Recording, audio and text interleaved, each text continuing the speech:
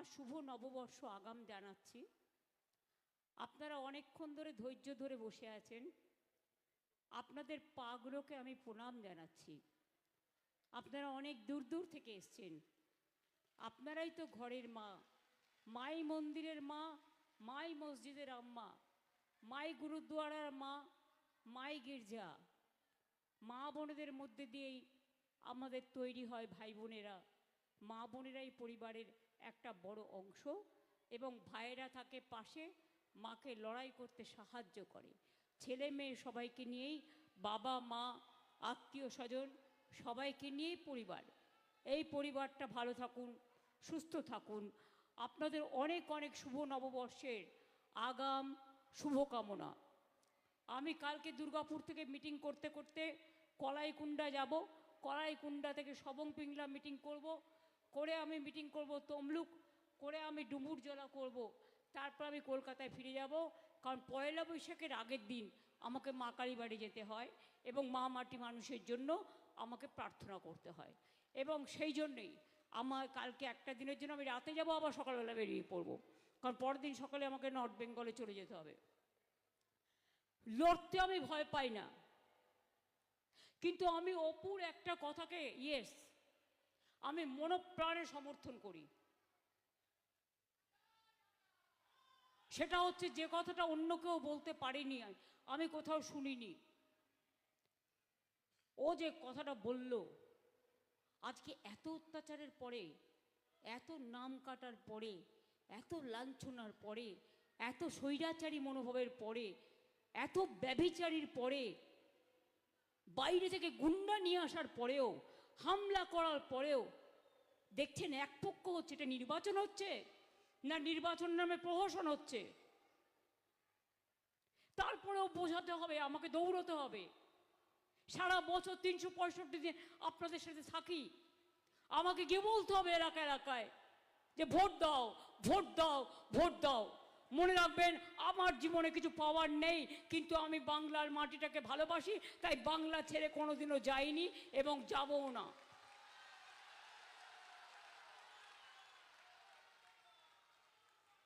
আমার সাথে আমার প্রার্থীরা, কবি দত্ত, আমি আপনাদের বলি, এই ছেলেটাকে ভোট দেবেন। ও অনেক কাজ করে, এবং আমি ওকে চিনি আজ থেকে 15 বছর ধরে। আমার খুব প্রিয় প্রার্থী। আমি যত বুথ আছে, ব্লক আছে, ওয়ার্ড আছে, ব্লক আছে, সবাইকে বলবো, কারো কথা শুনবেন না, ওকে সমর্থন করবেন। ও আমার প্রার্থীটা মাথায় রাখবেন। প্রদীপদা আমাদের সিনিয়র লিডার, ওনাকেও সমর্থন করবেন, মাথায় রাখবেন। মলয় ঘটক আমার পুরনো দিনের সহকর্মী, এদিকে সব, ওকেও সমর্থন করবে। অন্য আসানসোলে দাঁড়িয়েছে, হরেরাম দাঁড়িয়েছে আমাদের জামুরিয়া, ও আসানসোলের মিটিংয়েও ছিল, পুরো সমর্থন। নরেন আছে, পাণ্ডবেশ্বর, সব প্রার্থীরা একসাথে সবাইকে সমর্থন দেবেন। দয়া করে, অনুগ্রহ করে এই অপমানের বদলা নিতে। আমি নতুন করে কিছু বলতে চাই না। আমাদের এখানে যিনি সঞ্চালিকা, বিশেষ করে যিনি আপনাদের কাছে বলছিলেন, অনিন্দিতা, অসীমা, এখানে অনিন্দিতাও আছে, খুব ভালোভাবে তারা মিটিং সংগঠিত করছে। আমি একটা কথাই আপনাদের কাছে বলি, আপনারা জানেন এরা কি কি অত্যাচার করছে? অনেকে জানেন না। এক একটা কেন্দ্র থেকে 34,000 35,000 নাম কেটেছে কারা? এই বিজেপির গুন্ডারা, মনে রাখবেন, দিল্লিতে বসে। আর ভোট কেটেছে কাদের? বাংলার লোকেদের। তার কারণ ওরা বাংলার লোকেদের ভোটে জিতবে না, ওরা জানে তাই। আর এদের মদত দিয়েছে কে? সিপিএম আর কংগ্রেস। একটা কথা বলেনি যখন SIR এর নাম কাটা হচ্ছিল। লজ্জা করে না? থ্যাঙ্কস টু কীর্তি আজাদ, ও নিজের এলাকা দেখে এসছে, আমি ওকে অভিনন্দন জানাচ্ছি। আপনারা আমাকে বলুন তো কি না করেছে। আজকে বাংলায় এতদিন জন্মাবার পর আমার নমিনেশন নিয়ে পর্যন্ত 4 ঘন্টা স্কুটিনি করেছে ভবানীপুরে, জানেন আপনারা, যাতে আমার নমিনেশনটা ক্যান্সেল হয়ে যায়। এরপরও আপনারা আমাকে বলবেন আমি চুপচাপ থাকবো, আমি অন্যায় করছি। কোনটা করিনি, কোন মানুষের জন্য করিনি, কোন জেলার জন্য করিনি, কোন সম্প্রদায়ের জন্য করিনি, কোন ধর্মের জন্য করিনি, কোন সংস্কৃতির জন্য করিনি। এখন তো বাঁকুড়া থেকে ওই রোদ্দুরের মধ্যে কাঠ ফাটা রোদ্দুরে মিছিল করে আসছি। বলতে পারেন এতদিন কাজ করার পরও আমাকে আবার এইভাবে করতে হচ্ছে।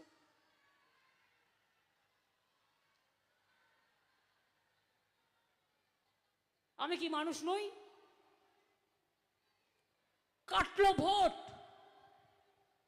কোর্টেও পর্যন্ত গেলাম বিচার চাইতে। 32 লক্ষ লোকের নাম উঠলো, এখনো অনেক বাকি আছে। বিজেপি আগে জবাব দাও, হিম্মত আছে তো 24-এর লিস্টে ভোট করাও, নাম কেটে ভোট করাবে না। আর তা না হলে তোমাদের প্রধানমন্ত্রী এই লিস্টে জিতেছে, পদত্যাগ করুক। সবাই অনুপ্রবেশকারী, দুর্গাপুরের লোকেরা অনুপ্রবেশকারী, বড়ালের লোকেদের বলে অনুপ্রবেশকারী, আপনারাও অনুপ্রবেশকারী। একটা লিমিট তো আছে মানুষকে অসম্মান করার, মানুষকে অপমান করার। এর বিরুদ্ধে মাথা তুলবেন না, এখনো সময় আসেনি, এখনো জাগবেন না, এখনো তৈরি হবেন না। সব অফিসার বদলি, আমার আন্ডারে সব কেড়ে নিয়েছে। এটা সুপার এমার্জেন্সি করে দিয়েছে ভ্যানিশ কুমার আর হচ্ছে বিজেপি মিলে। বিজেপি যা বলছে তাই তোতা পাখির বুলি, একেবারে বেড়ে খেলছে। কেউ কেউ তো বেড়ে খেলছে, যেন মনে হচ্ছে শুধু নিজেকে বাঁচানো, সংসার বাঁচানো, আর বিজেপির দালালি করা যাতে পরে ভবিষ্যতে কেউ কেউ কোনো পদ পেতে পারে। দালালি করতে গিয়ে চিফ সেক্রেটারি বদলেছে বাংলার। মনে রাখবেন, আমার সাথে কথাও বলে না, এত সাহস। আমি এখনো ইলেক্টেড চিফ মিনিস্টার আছি। হোম সেক্রেটারি বদলেছে, ডিজি বদলেছে, পুলিশ কমিশনারদের বদলেছে, ডিএমদের বদলেছে। কে বেছে বেছে বিজেপির লোক এনে বসিয়েছে। আর তারা মেয়েদের ব্যাগ খুলে খুলে দেখছে মেয়েদের ব্যাগে কি কি আছে। এত অসভ্য, এত বর্বর রাজনৈতিক দল। এরপরেও আপনারা আমাকে প্রশ্ন করবেন কি নেই। আজকে আমার কাছে খবর এলো সিএস ডিজিরা যাচ্ছে জেলায় জেলায় গিয়ে, অন্যান্যদের যারা জেলায় আছে, জেলা প্রশাসন, তাদের গিয়ে বলা হচ্ছে তৃণমূল কংগ্রেসের যারা বুথ এজেন্ট হবে, যারা ইম্পর্টেন্ট ওয়ার্কার আছে, তাদের সবাইকে গ্রেপ্তার করতে হবে গ্যাজা কেসে। আমি বলি নিজেরা অনেক গাঁজা খাও তো, তাই গ্যাজা কেস খুঁজছো? লজ্জাও করে না? রিটায়ার্ড দুটো অফিসার এখানে বসে আছে, নির্লজ্জ বেহায়া। বলছে মধ্যরাতে অপারেশন করে তৃণমূলের ইম্পর্টেন্ট ওয়ার্কারদের গ্রেপ্তার করো। কেউ ভয় পাবেন না। বলছে ভোটের দিন বিজেপির লোকেরা ইলেকশন কমিশনের লোক সেজে মনিটরিং সেলে বসে থাকবে। দালালগুলো, অপদার্থগুলো, অত্যাচারীগুলো, স্বৈরাচারীগুলো, ব্যভিচারীগুলো, ভ্রষ্টাচারীগুলো, যাদের নিজেদের চরিত্রের ঠিক নেই, তারা অন্যের কথা বলে। সারা পৃথিবীতে মানুষ জানে এদের কি চরিত্র, সারা দেশের মানুষ জানে এদের কি চরিত্র। এই করে ইলেকশনে দখল করবেন? তাহলে আমাকে জেলে পাঠিয়ে দিন না, আমি জেলে বসে আরো বেশি ভোট পাবো। আর নাহলে গুলি করে মেরে দিন। আমার উপর আপনাদের এত রাগ কেন? আপনারা অ্যান্টি উইমেন, আপনারা মেয়েদের দেখতে পারেন না। ছেলেদের বুলডোজার চালান, মেয়েদের উপর বুলডোজার চালান। মিডিয়াকে কিনে রেখেছেন, আমি সাংবাদিকদের দোষ দিই না, ওদের মালিকদের ইডি আর সিবিআই ভয় দেখায় আর ভোরবেলায় বলে দেয় এইটা তোমায় বলতে হবে, এইটা তোমায় করতে হবে। আর যে সার্ভেগুলো দেখাচ্ছে একটাও নিজেদের সার্ভে নয়, ওটা হচ্ছে বিজেপি অফিস থেকে তৈরি করে দেয়, মিডিয়া ভয়ে বাধ্য হয় ওটা দেখাতে। ওদের আমি দোষ দিই না। এই চলছে দেশে আজকে, কোনো চেয়ারের কাছ থেকে বিচার পাবেন না, সবাইকে কিনে নিয়েছে। ভাই তবুও মনে রাখুন, আমি একা, আমায় তো কিনতে পারেননি, কোনো দিন পারবেন না। প্রয়োজনে দেব মোরা এক নদী রক্ত, হোক না পথের বাধা প্রস্তর শক্ত। दिल्ली पुलिसरा जने जाओ, अगर आप अत्याचार करेंगे तो हमारा माँ बहन को पहले आपको जवाब देने पड़ेंगे। ये बिहार नहीं है, ये यूपी नहीं है कि बुलडोजर चला देंगे और गोली करके एनकाउंटर कर देंगे। ये बंगाल है, बंगाल जो आजादी का जन्म दिया, जो देश को तैयार किया, जो संविधान रचा। डॉक्टर बाबा साहेब आम्बेडकर का कल जन्म दिवस है, उन्होंने बंगाल से पहले पार्लियामेंट में गया था, आपको पता होना चाहिए। जय हिंद बोलते हैं और नेताजी सुभाष चंद्र बोस का स्लोगन है। अरे आमोदी पामोदी बाबू, ए दिल्ली का लाडू लोग तो नेताजी को भी निकाल दिया, गांधी जी को भी निकाल दिया। रविंद्रनाथ ठाकुर के बोले रविंद्रनाथ सन्नाल, रासमणि के बोलছে রানী রাসমণিকে রসমণি, আর লিখে নিয়ে এসে বলে টেলিপম্পটারে সোনার বাংলা। সোনার বাংলা যদি হয় তো বিহারে কেন মারেন আমাদের লোকেদের? উড়িষ্যায় কেন মারেন? রাজস্থানে কেন মারেন? মধ্যপ্রদেশে কেন মারেন? দিল্লি থেকে পুলিশ আনতে হয় কেন? আপনারা জানেন আরো 4টে স্টেটে ইলেকশন হয়েছে, কিচ্ছু করেনি, পুরো আন্ডারস্ট্যান্ডিং করে করেছে। কোথাও কংগ্রেসের সাথে, কোথাও সিপিএম এর সাথে, কোথাও অন্য কারোর সাথে। আর আমাদের এখানে 520-25 জন অফিসারকে বাইরে পাঠিয়ে দিয়েছে। কেন? যাতে ডাক ধরতে না পারে, রেলে করে বন্দুক আসবে ধরতে না পারে, বর্ডার দিয়ে টাকা ধরবে ধরতে না পারে। বিজেপি যা ইচ্ছে তাই করবে, দখল করবার জন্য হামলা করবে, লুটে নেবে, সেই জন্য লজ্জা করে না। এক পক্ষ দেশ চলছে, এক পক্ষ, একটাই পার্টি, একটাই দেশ। এখনো মেজরিটি নেই পার্লামেন্টে, নরেন্দ্র মোদীর মেজরিটি নেই, সিঙ্গল মেজরিটি। দুটো পার্টির পায়ে ধরে ইডি সিবিআই করে তাদের সাপোর্টে গভর্নমেন্ট চালাচ্ছে, তার লজ্জা নেই। আপনি আমাকে কি লড়বেন? আমার মা বড়দের আগে লড়ে নিন, হিম্মত থাকলে ভোটাধিকার ফিরিয়ে দিন। করুন 2024-এর লিস্টে ভোটাধিকার, আর তা নাহলে নিজে পদত্যাগ করুন। লজ্জাও করে না, নির্লজ্জ একটা দল 2 লক্ষ পুলিশ নিয়ে আসছে দিল্লি থেকে। কি না তো ভয়কে দেখাবে এজেন্টদের প্রতিবাদ করলে? কোনো এজেন্ট ভয় পাবে না। মনিটরিং যারা করবে, স্লো কাউন্টিং করবে, আগে বিজেপি দেখাবে। বিজেপি জিতবে না, এটা মাথায় রাখুন, যতই ভোট কাকুকা যাই করুক।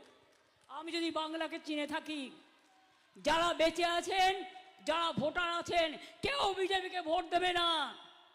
প্রধানমন্ত্রীর মিটিংয়ে কি করে জানেন? রেলে করে বাইরে থেকে লোক নিয়ে আসে আর 500 টাকা করে দেয়, দিয়ে বলে যারা গরিব লোক চলো মিছিল মে চলো। লোকাল লোক কেউ যায় না। আমার মিটিংয়ে যারা আসে, আমাকে বাইরে থেকে লোক আনতে হয় না, আমি লোকাল মানুষের কাছে যাই, স্থানীয় মানুষের কাছে যাই, স্থানীয় মানুষের সাথে কথা বলি। আপনারা জানেন এই দুর্গাপুর ঘিরে অন্ডাল এয়ারপোর্ট মোদিবাবুর করা নয়, ওটা সিঙ্গাপুর গভর্নমেন্টের সাথে আমাদের স্টেট গভর্নমেন্টের করা। সিঙ্গাপুর গভর্নমেন্টের মাত্র 11% শেয়ার আছে। কোনোদিন ভেবেছিলেন আপনার ঘরের কাছে একটা ইন্টারন্যাশনাল এয়ারপোর্ট হবে? আগামী দিন তো তাই হয়ে যাবে। এটা এখান থেকে আপনি সারা বিশ্বে যেতে পারবেন। দুর্গাপুরে জানেন আপনারা কেন রাজধানী দাঁড়ায়? মনে রাখবেন, আমি যখন রেল মিনিস্টার ছিলাম, নানুরে একদিন 11 জনকে কুপিয়ে হত্যা করা হয়েছিল। তখন আমি দিল্লিতে ছিলাম। কি করে নানুরে এসে পৌঁছবো? ট্রেনে আসলেও তো রাজধানী স্টপেজ নেই, কিন্তু একটা নিয়ম আছে, রেল মিনিস্টার যেখানে আসবে সেটা চালু হয়ে যায়। আমি দুর্গাপুরে এসে নামলাম, তারপর থেকে দুর্গাপুর রাজধানী স্টপেজ পেল। দুর্গাপুর দিয়ে আমি পানাগড় হয়ে ইলাম বাজার হয়ে গেলাম বোলপুরে। জানেন, আমার বাড়িতে একটা মেয়ে, তপশিলি মেয়ে, তার মেয়েকে খুব মারছিল। মেয়েটা পড়াশোনায় ভালো, কিন্তু সবাই কি আর বেশি নাম্বার পেয়ে পাশ করে বলুন? সে সেকেন্ড ডিভিশনে পাশ করেছে। আমি হঠাৎ ঘরে ঢুকে দেখি ওর মেয়েকে থাপ্পড় টাপ্পড় মারছে। আমি এই, তুই মারছিস কেন? আমার আবার মারধর পছন্দ হয় না, আমি বাচ্চাদের একটু বেশিই ভালোবাসি। আমি তখন জিজ্ঞেস করলাম কি হয়েছে? তখন বলছে, দিদি ও বলছে ডিগ্রি কলেজে পড়বে না, ফ্যাশন শিখবে, ফ্যাশন সেন্টারে যাবে, ও ওখানে ট্রেনিং নেবে, ফ্যাশন কোর্স করবে। তাই বলে তোর আপত্তি কোথায়? কেউ যদি বলে আমি ডিগ্রি না করে আমি ফ্যাশন ট্রেনিং নিয়েও আমি সেখান থেকে পাশ করে আমি ভালো চাকরি পাবো, অসুবিধাটা কোথায়? তখন আমি ভাবলাম কি হবে। তখন আমি আহরণ তৈরি করে দিলাম দুর্গাপুরে, যেখান থেকে মেয়েরা ফ্যাশন টেকনোলজি থেকে শুরু করে সব ট্রেনিং নেয়। আমাকে তখন ডিপার্টমেন্টের অফিসার বলল, তাহলে জয়েন্ট এন্ট্রেন্সের থ্রুতে করতে হবে। আমি তাই? তেমন সব বাইরে চলে যাবে, তাহলে যারা আমাদের সাধারণ মধ্যবিত্ত কিছু এখানকার লোকাল ছেলে মেয়েরা কিছু পাবে না। আলা ওসব কিচ্ছু হবে না, ফার্স্ট কাম ফার্স্ট সার্ভ হবে। এখন জানেন, সে পাশ করে গিয়ে প্রথমে কাজ করছিল একটা নাম করা হোটেলে, এখন শিকাগোতে আছে আমেরিকায়, সেখানে চাকরি করছে। মাকে দাঁড় করিয়েছে, মাসে মাসে টাকা পাঠায়, বাড়ি করে দিয়েছে। আমি ওর মাকে বললাম, কে সেদিনকে দুটো থাপ্পড় দিয়েছিলি, আজকে তোর উত্তরটা কি? বলছে, না দিদি তুমি ঠিক বলেছিলে। যে যেটা ভালোবাসে জোর করে চাপিয়ে দিতে নেই, তাকে সেটা করে দিতে হয়। চুরুলিয়া গ্রামে নজরুল ইসলামের জন্মস্থান, আপনারা জানেন, আসানসোলে আমি গেছি অনেকবার। তার নামে আমরা অন্ডাল এয়ারপোর্ট নজরুল ইসলাম বিশ্ববিদ্যালয় করলাম, এই এয়ারপোর্ট করলাম, নজরুল ইসলাম বিশ্ববিদ্যালয় করে দিলাম এই জেলাতে। নতুন জেলা তৈরি হলো, নতুন কমিশনের তৈরি হলো, পানাগড় ইন্ডাস্ট্রিয়াল করিডোর হয়ে গেছে। আসানসোল পানাগড় থেকে শুরু করে মনে রাখবেন ইন্ডাস্ট্রিয়াল করিডোর। সেন্ট্রাল গভর্নমেন্ট সব ইন্ডাস্ট্রি ঢুকছে, কোনো মডার্নাইজেশনের টাকা দেয় না, দুদিন বাদে সব দেবে বন্ধ করে। কিন্তু আমরা জেনে রাখবেন ইকোনমিক করিডোর করে ডানকুনি থেকে পানাগড় হয়ে বর্ধমান, আসানসোল, দুর্গাপুর হয়ে বাঁকুড়া হয়ে রঘুনাথপুরে ৭২,০০০ কোটি টাকার প্রজেক্ট দিয়েছি, প্লাস দুপাশে অসংখ্য কলকারখানা আসছে। ২২,০০০ কোটি টাকার সেল গ্যাসের কোম্পানি এসছে এখানে, বিড়লাদের রঙের কোম্পানি এসছে এখানে।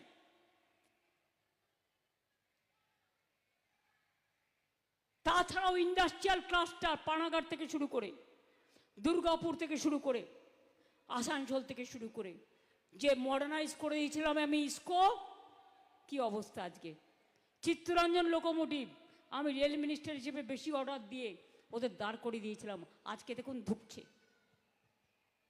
মিথ্যে বলছে, বলছে লক্ষ লক্ষ লাখ লাখ যুবক हम नौकरी दे देगा শূন্য পদ মে। স্টিল অথরিটি অফ ইন্ডিয়াতে দিয়েছে, কত ভ্যাকেন্সি আছে? ইস্কোতে দিয়েছে, কত ভ্যাকেন্সি আছে? চিত্তরঞ্জন লোকোমোটিভে দিয়েছে, কত ভ্যাকেন্সি আছে? ইছাপুর গানসেল ফ্যাক্টরিতে দিয়েছে, কত ভ্যাকেন্সি আছে? ডিফেন্সে দিয়েছে, কত ভ্যাকেন্সি আছে? রেলে শুনছি এখন গ্যাংমানও পাওয়া যাচ্ছে না, রেল বাজার তুলে দিয়েছে। নেতাজি সুভাষচন্দ্র বোসের ইন্ডিয়ান ন্যাশনাল আর্মি তুলে দিয়েছে। এই চলছে, মাঝে নোটবন্দি করে সব ব্যবসা বন্ধ করে দিল। আমি সব ট্রেডার্সদের বলেছি ভালো করে ব্যবসা চালান, 2026-এর পর থেকে মোদিরা যাবে দিল্লি থেকে, ওদের বিনাশ আমরা দেখতে পাচ্ছি। তখন আপনারা জেনে রাখবেন এই ইডি সিবিআই দিয়ে দেশ চলবে না, দেশ চলবে মানুষের ব্যবসা, মানুষের রুজি রোজগার, মানুষের চাকরি বাকরি, মানুষের সংস্থান দিয়ে। বিহারের নির্বাচনের আগে বলল 8,000, তারপরে কি করেছে জানেন? যেই জিতে গেছে পরে বুলডোজার। এবং পরিষ্কার বলছে বিহারে যে ওয়াপাস দেও।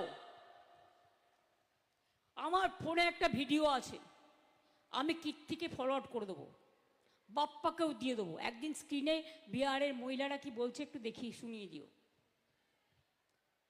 আমি ক্রস চেক করে দেখেছি, ওটা অরিজিনাল, ফেক নয়।